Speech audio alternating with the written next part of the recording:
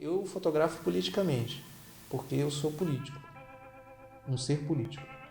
Então acho que todo fotógrafo tem que ser um ser político, tem que ser crítico. Se você parar de ser crítico, você não traz nada que seja relevante.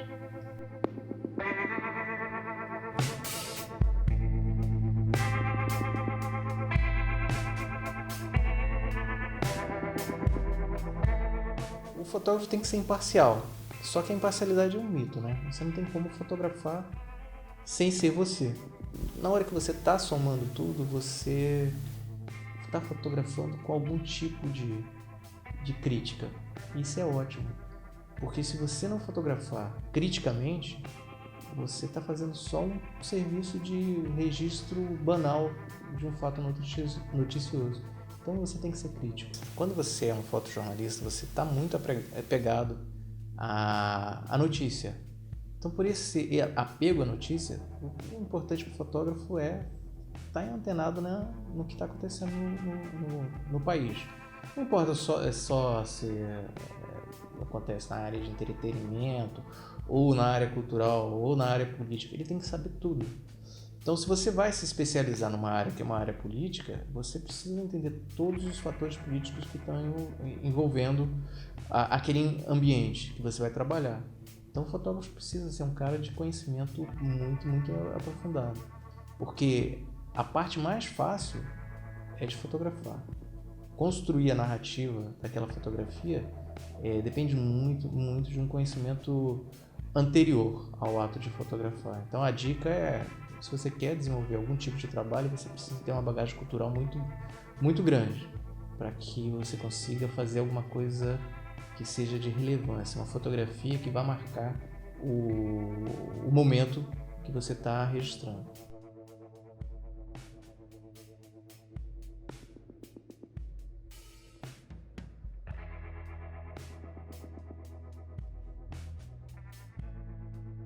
A gente está vivendo um período que é um período muito singular, que é um período de impeachment. Então, o que a gente vê hoje em Brasília são situações tensas, momentos mais dramáticos. A gente vê uma situação de mudança muito, muito marcada, né? E essa situação se reflete também na fotografia, na cobertura do dia a dia. Então, há uma tensão em Brasília porque há uma tensão política. O fotógrafo sente isso, e isso acaba se repetindo nas fotografias. Tem que ser caracterizado dentro da fotografia o que era aquela foto. A foto tem que vir com a legenda que o presidente Lula estava em tal cidade, em Tocantins, participando de um ato e tudo mais. Porque a foto ela não consegue ser um elemento de comunicação sozinho, porque ela é muito desapegada da informação. Ela tem os elementos que são os signos ali dentro da fotografia, mas ela precisa de mais do que isso. A partir do momento que você desvirtua essa legenda, você cria uma nova narrativa, e isso é problemático. Eu vou te dar um exemplo concreto. Eu fiz uma foto do Lula tomando cerveja na Oktoberfest em Blumenau, e essa foto ilustrou o jornal, dizendo que ele veio aqui inaugurar casas e todo aquele contexto noticioso. Só que foi usada também pelo New York Times para falar que o Lula tinha problema com bebida, que ele era alcoólatra, e a foto era uma foto que ilustrava. Isso é péssimo, porque naquele momento ele não estava bêbado, ele tinha tomado uma cerveja. E isso foi desvirtuado. O cara usou aquela foto para justificar a visão dele do Lula. Isso deu um problema seríssimo, tanto para o repórter quanto para toda a relação dele com o governo. E para mim eu fiquei muito chateado, porque a minha foto foi usada de uma forma que não deveria. Eu acho que tem que ter muito cuidado com o uso desse tipo de recurso jornalístico. Você pegar uma foto destacada da notícia e usá-la. Por quê? Porque a fotografia é a forma de você justificar aquela notícia. Você diz para o leitor: esse fato aconteceu mesmo, porque tem a foto. Olha a foto ali. Isso é preocupante. Eu acho que é um problema de caráter da publicação.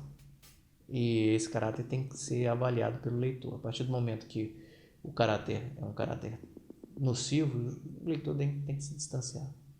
Não, então, a fotografia é muito dinâmica quando ela se trata ou quando ela é tratada dentro do jornalismo. Então, cada situação vem com milhões de histórias. Às vezes você tem uma relação de amizade com o concorrente que os veículos não permitem, né? Porque eles estão disputando o leitor.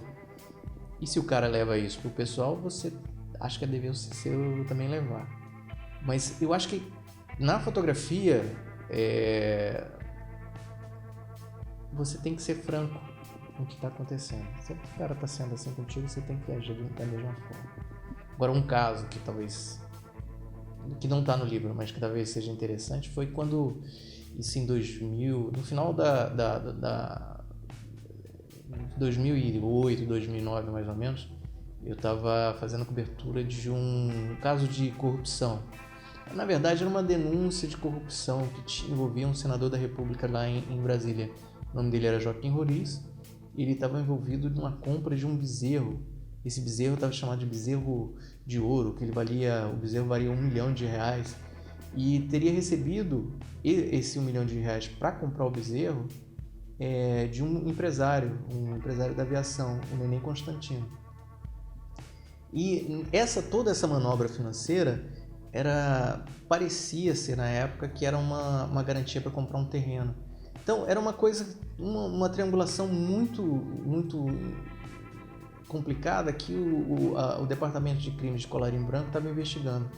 Então ainda estava no processo de colhimento de testemunha. Eu fui lá fotografar o Joaquim Roriz para testemunhar o testemunho dele. Ele chegou, eu fotografei, foi bem tranquilo. E aí o Neném Constantino, que ia lá ele estava lá como convidado, ele ainda não era nem investigado, ele apareceu na delegacia também para prestar o esclarecimento dele. Só que na hora que ele saiu do carro para fazer o testemunho, sair no estacionamento, ele partiu para cima de mim. Primeira coisa que ele fez foi dar um tapa na minha máquina, né? Arrancar a máquina. E como eu consegui esquivar dele, ele ficou mais enlouquecido ainda. Ele pegou uma pedra de mais ou menos uns 9 quilos e partiu para cima de mim, para quebrar a pedra na minha cabeça. Então eu acho que tem isso. Às vezes você vai para uma pauta que não tem tanta atenção, como era a atenção da cobertura do 1907, mas o desfecho é um desfecho totalmente inusitado. Quer dizer, nesse momento aí eu poderia ter me machucado se não fosse o advogado que segurasse o empresário. Dentro do universo político, a gente acaba sendo recebido com mais respeito, porque eles sabem que qualquer ato contra o jornalista tem uma repercussão maior. Então, quanto a isso, eu não tenho muito temor. Realmente foi surpresa o que aconteceu. Porque umas 2 ou 3 semanas eu tinha fotografado esse Neném Constantino com uma audiência com Lula, que era um projeto que eles tinham de expansão da empresa dele. E ele me tratou de uma forma muito cordial. Eu realmente não sei o que aconteceu com ele, por que ele teve esse rompante. Foi uma coisa totalmente fora da curva. Agora, dentro da minha cobertura do dia a dia, não é só o ambiente político. Eu cubro manifestações, eu cubro desastres iguais a esse daí, ou então eventos de grande porte. E durante manifestação eu já tomei pedrada. Pedrada de ter a marca na cabeça, de sangue jorrar. Já tomei tiro. Então, o ambiente do repórter fotográfico é um ambiente muito complicado, porque a gente está exposto. A gente está exatamente no lugar onde ninguém deveria estar, que é na linha de tiro, entre o manifestante e o policial, ou entre os dois grupos que estão em confronto. Então, na verdade, o repórter fotográfico está sempre num ambiente que é bem perigoso, independente de onde for.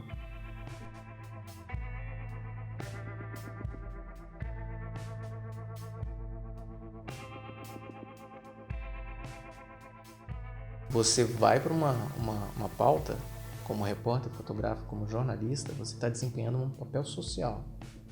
O jornalista é essencial para a nossa sociedade, para a democracia. Ele está ali, ele não é um ser vândalo ou um ser que vai agredir um policial. Ele não precisa receber essa bala que ele recebeu. Então isso daí só por isso já é um problema. Dizer que ele estava numa área e por isso ele é culpado de ter tomado o tiro, é uma coisa fora de... Eu não sei nem como qualificar essa decisão, porque é uma coisa fora do comum. A pessoa que é mais responsável nessa situação é o agente de segurança, seja ele policial militar, seja ele qual for a força que ele responde, porque ele é o representante do Estado, por isso ele tem responsabilidade com o cidadão, ele tem que garantir a segurança das pessoas. Segundo, ele está treinado para usar aquele tipo de armamento, então ele tem que usar aquilo ali com segurança. E por último, tem que ser um armamento desse, tem que ser um último recurso numa manifestação igual essa, porque a bala de borracha é uma arma letal, dependendo onde ela bata, ela pode matar. Então tem que entender que tudo isso está num contexto que deveria ter sido avaliado. A indenização para o Sérgio deveria ter sido garantida, porque realmente ele está desempenhando um papel que para a nossa sociedade é muito importante e que no final das contas ele foi agredido por um representante do Estado. Então eu acho, assim, num resumo geral, acho que a decisão é absurda. E isso cria um problema também, além desse fator que é uma tragédia para o fotógrafo, foi uma tragédia para ele, que ele foi mutilado, isso cria um fator de jurisprudência e uma garantia legal para que a violência seja usada em todas as manifestações, seja com quem for, seja se é o cara que está atacando um coquetel molotov num patrimônio público ou privado, ou no fotógrafo que está ali só para registrar o evento, o fato, que é o papel dele na sociedade. O futuro do jornalismo impresso é uma coisa que a gente não entende. Eu não vou entender, você não vai entender, nem o dono do jornal vai entender. Eles não sabem o que está acontecendo. O que eles entendem hoje é que o modelo de negócio deles não está funcionando.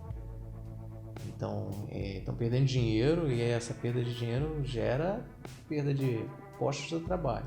Eles estão cortando gente de qualidade e perdendo com isso qualidade dentro do impresso e perdendo leitor. Por quê? É um ciclo que está num vício gigantesco de falta de leitura, de falta de conteúdo e de falta de emprego. Então, quando você pergunta qual é o futuro do impresso, ninguém consegue dizer. O que eu entendo é o seguinte, isso não vale para mim, porque é assim que eu me posiciono como ser fotojornalista, um ser fotojornalista. Você tem que estar sempre preparado para tudo. Então, se o impresso vier a acabar, você tem que estar preparado para trabalhar fora do impresso. Hoje você tem as fotografias que são veiculadas em meios digitais que circulam o mundo inteiro. Por que não ser um fotojornalista dentro desse ambiente? Esse pensamento que eu tenho é um pensamento que o dono de jornal já tem. A partir do momento que não tem mais circulação de impresso, eles estão investindo mais na área digital, porque é a saída para eles, talvez, que ninguém sabe o que vem, né?